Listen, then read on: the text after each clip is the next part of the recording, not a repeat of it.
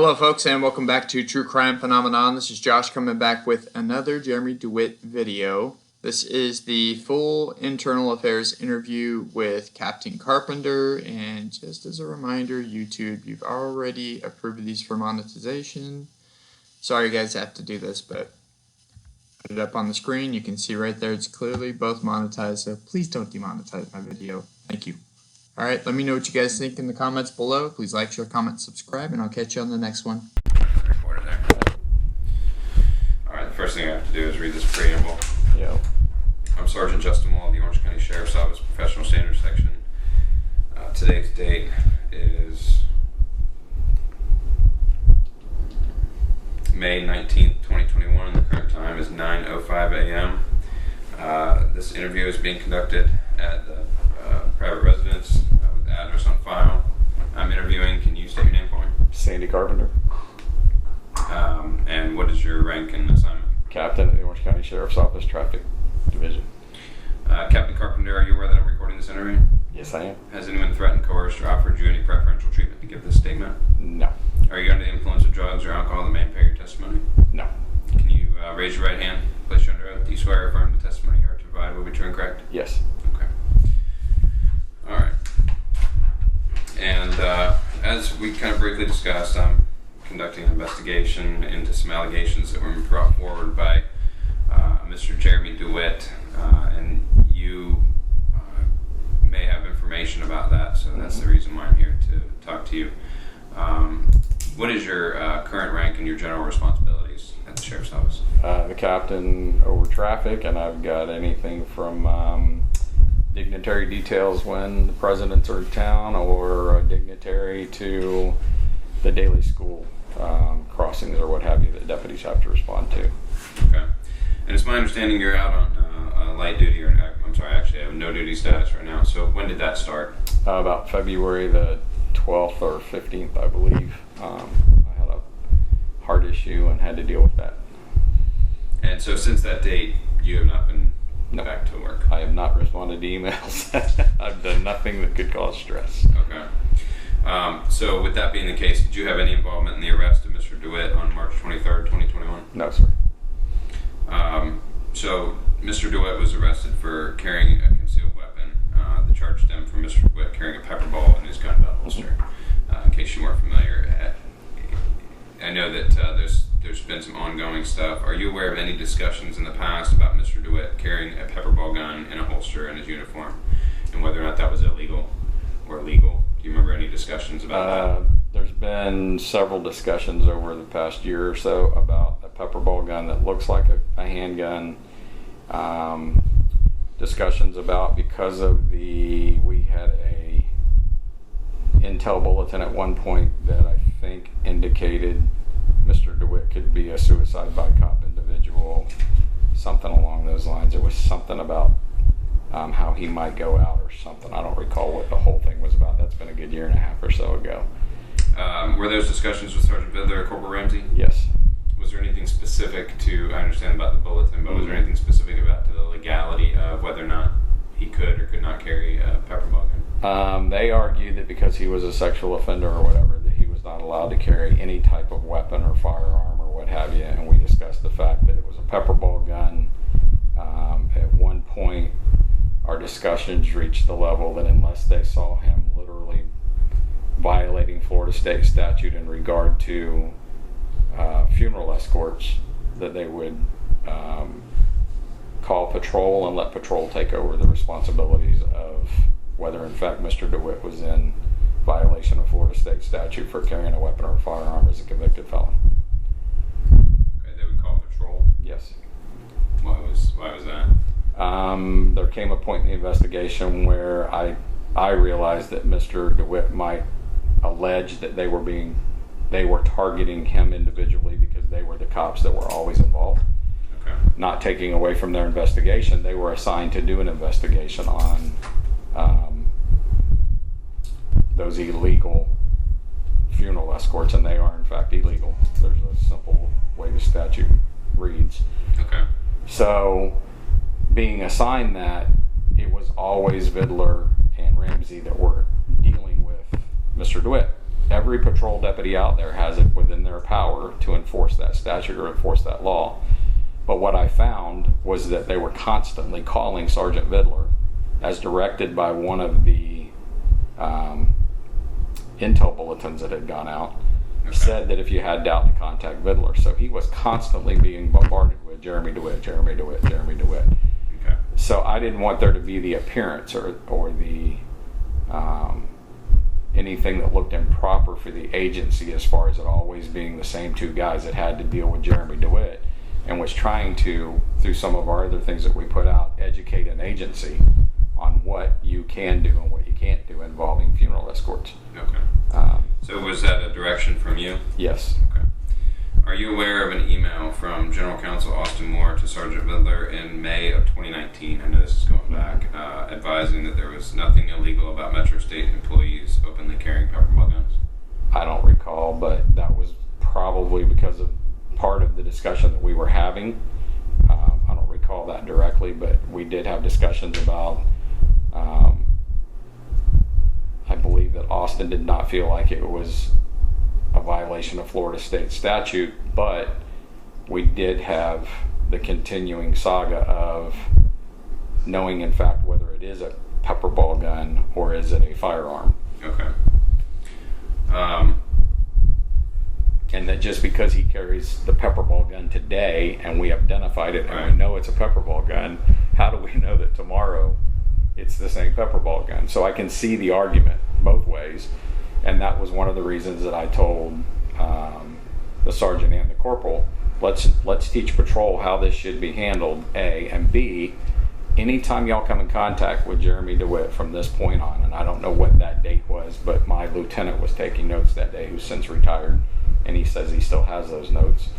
I said, anytime in the future we come into contact with Mr. Dewitte, we will file with the state attorney that was, and I can't think of the guy's name, but we had a state attorney that was assigned to Mr. Dewitte.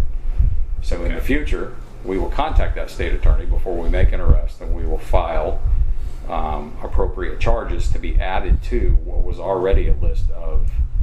Was that a directive by you? Yes. And when was that? I can't give you a date. I can say it was probably within the last year, and that came, there's always these conspiracy theories that somebody was shutting down the investigation. I didn't shut down.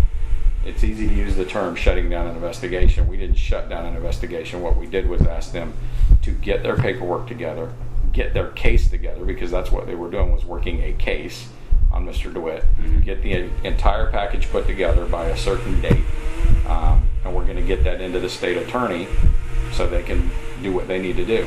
Okay, so the directives from you within the last year, just to be clear, Yes. were to file Yes. charges. Contact the state attorney's office and don't arrest Mr. Dewitte without contacting me. Okay. Because even in the last charge, I've heard very little about it, and I have stayed out of that because I don't need the stress. And you haven't been working yet? I haven't been working, but if I had been working, Sergeant Vidler would have called me because of that directive, and I would have said, either call the state attorney and ask him whether we need to make an arrest, or if we just file this with the other charges. He even has, Okay. I don't want to talk about that yet.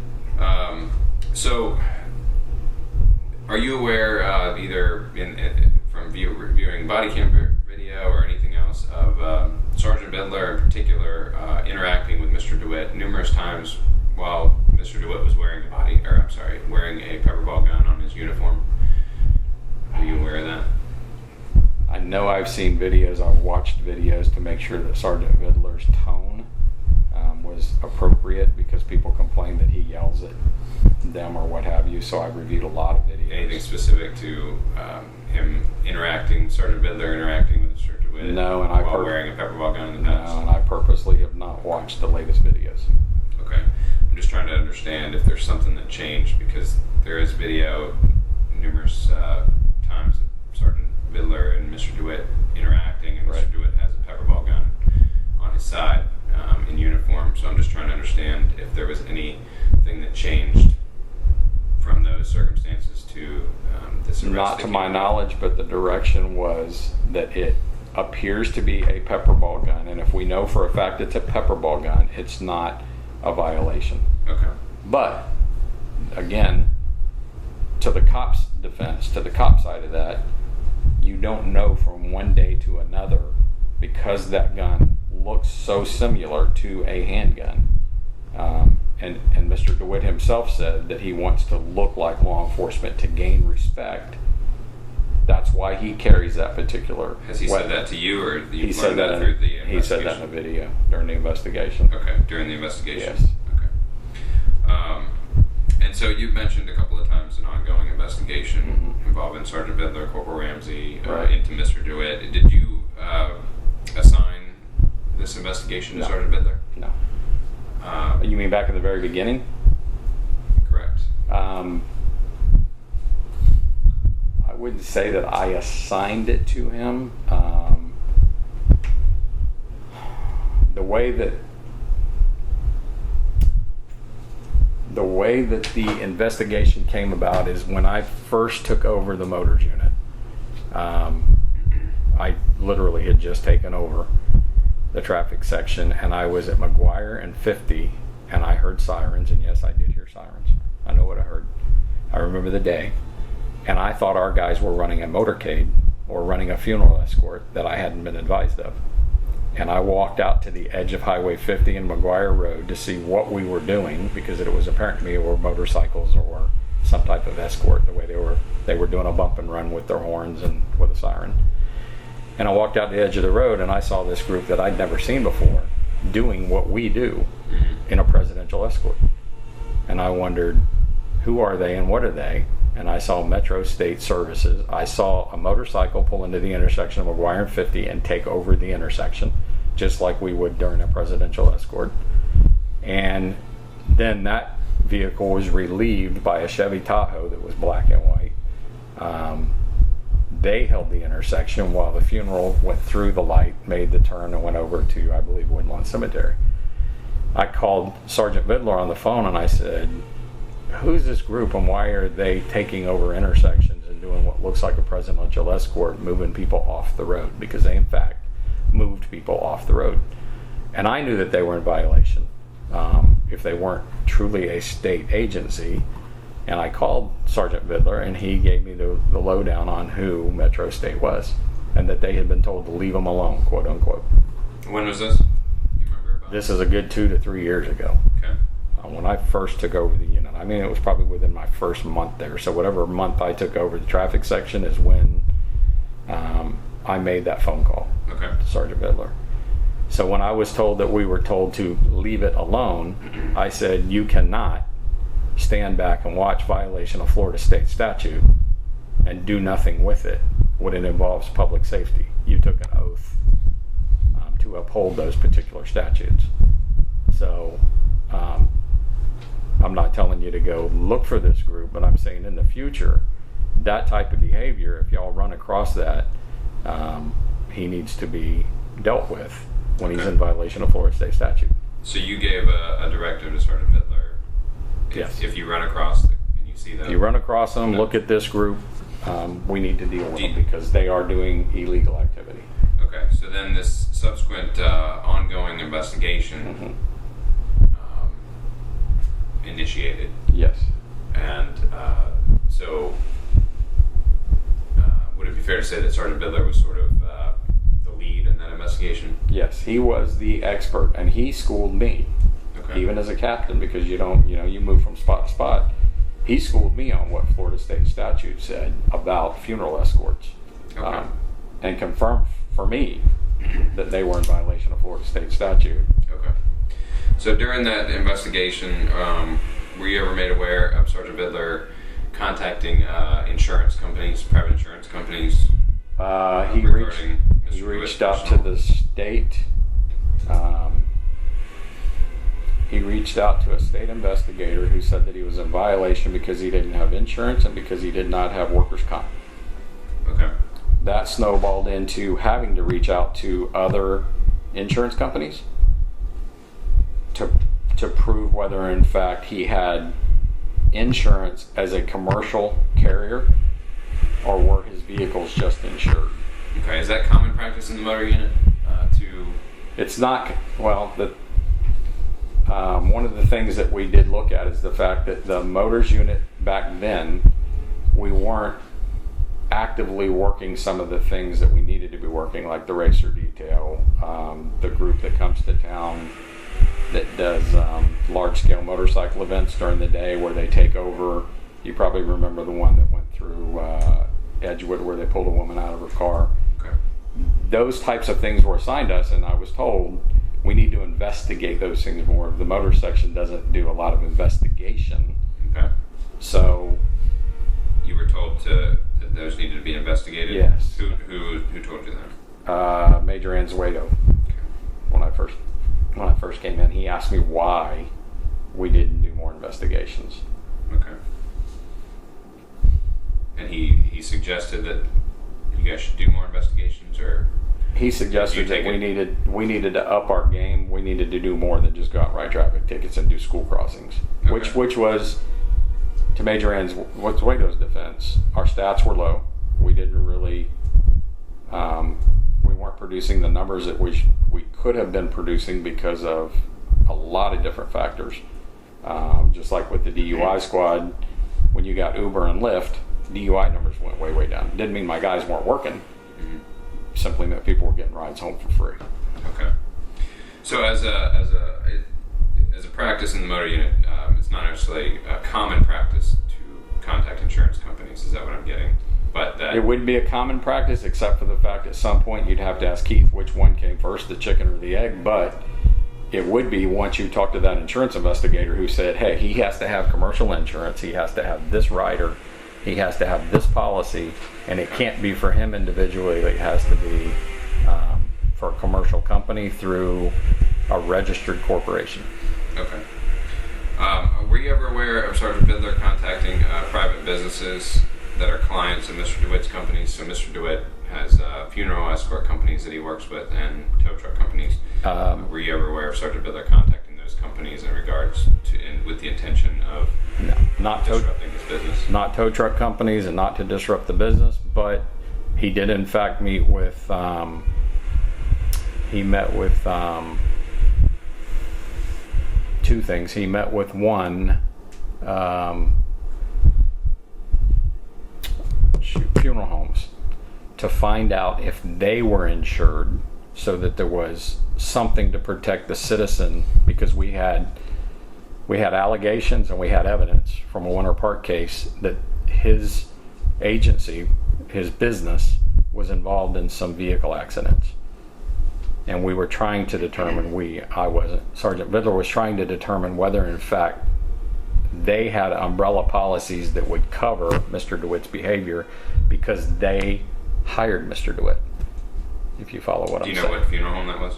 I want to say Dignity or Woodlawn is the one that jumps out at me. Okay. The other side of that was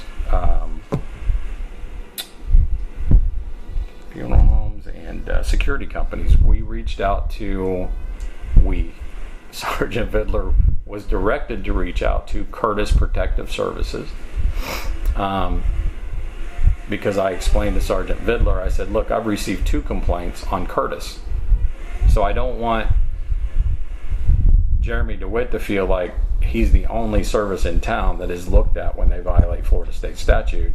You need to contact Mr. Curtis, because I've been called twice now about, and in one case it was in the city of Orlando, them taking over a one-way street to go to a church that was right behind OPD headquarters.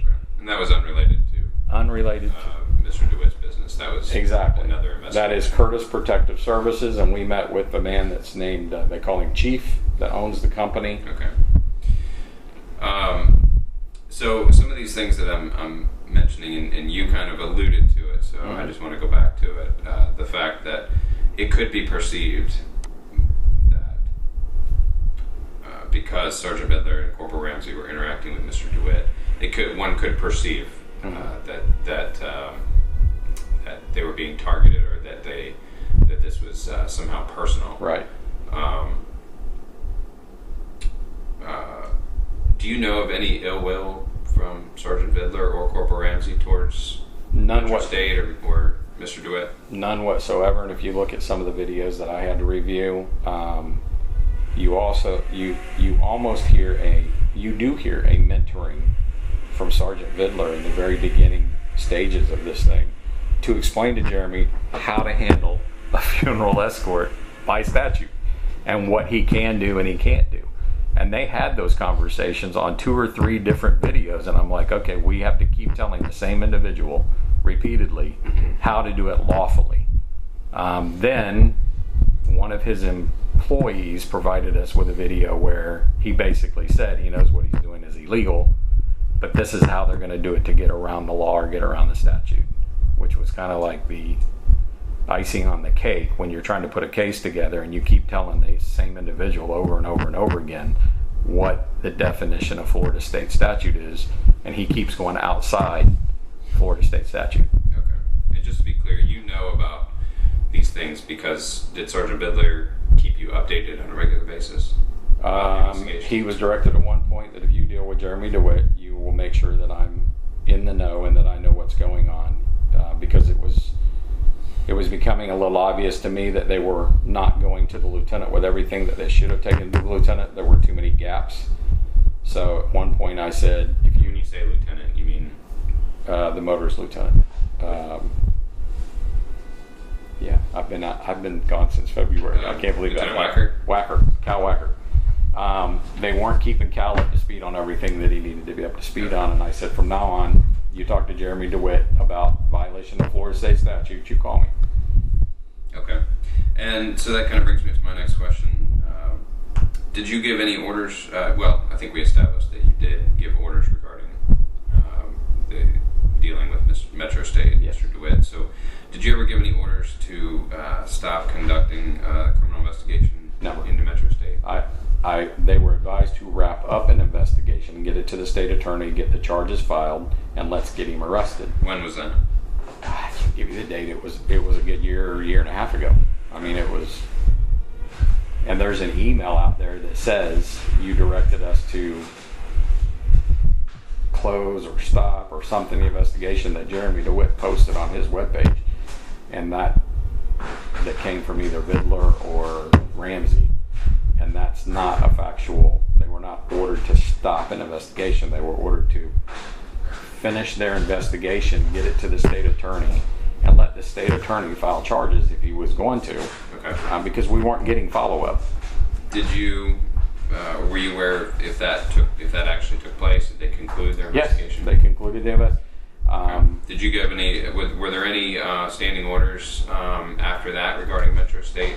Just to contact me if they came in contact with Mr. Dewitte for any reason that I needed to know what was going on, so I could keep whoever my major was at the time. I could make sure the major was aware of it and nobody got blindsided, because Mr. Dewitte would make allegations that were sometimes substantial about law enforcement. Okay. And so those orders that you gave, did those come from someone else? They didn't really come from somebody else, but Major Anzueto and myself talked, and I said in the future, when Major Anzueto and I first met, I said to him, I see my job as a captain as making sure you don't get blindsided. I will bombard you with emails or call you about events that occur so that when you sit down at the table on Monday or Friday, you know what's going on. Period. Okay. When it came to Mr. Dewitte, I doubly ensured that anything that we had involvement with Jeremy Dewitte, I could make sure the lieutenant or the major was aware of, so he didn't get blindsided. Okay. So I just want to be clear. So the orders after they were ordered to conclude their investigation, the orders after that, were there any orders to not have any interaction with Metro State after that? No, to the contrary, they were told don't go out looking for Jeremy Dewitte. We have other cases we have to work. We have other things that we have to focus on. Okay. We have presidential visits. We have vaccine sites. We have it all. But, and they were also told this to Major Anzueto's credit. Major Anzueto said, if Jeremy Dewitte pulls in front of me running an illegal escort, I'll take him to jail. I'm not saying don't take the guy to jail. Major Anzueto never said that. He said if you see him doing an escort and they block an intersection right in front of you, take him to jail. see him violating any state statutes, you can take action. Yes. But don't seek him the conclusion. Don't seek him out. And as a matter of fact, Keith, the direction was, if you have the opportunity to call patrol and let patrol take that case, tell patrol that he's wearing what appears to be a firearm and that he's a convicted felon, and let patrol deal with that. We had a point where he had a warrant for his arrest out of Osceola County, and they thought that he might be coming up to Orange County for something, and I said, you know what? Call Osceola County and tell him that he's got a warrant. He's now living in Osceola County, from what we understood. Okay. Let Osceola County know they have a warrant in their county. And so that direction, did that come from you to Sergeant Biller? Yes. And do you remember when? No, Roughly. I don't have any idea. I just know that he was picked up on that warrant a few days, 2 days after that. Okay. And just to confirm, it was prior to, obviously, you going out on leave? Yes, it was probably months before that. Okay. 6 months or so. All right. Is there anything else that you know about this investigation you'd like to add? No, sir. Okay. The current time is 9:30 a.m. and that concludes this interview. All right. Alright, so it's going to wrap it up for this one. Please like, share, comment, subscribe. Let me know what you think, most importantly, down in the comments below. Hopefully you like this new format of adding in a full video after I've completed them. Let me know what you think down in the comments if you like the longer form as well as the short forms. Thanks, guys. Have a great day.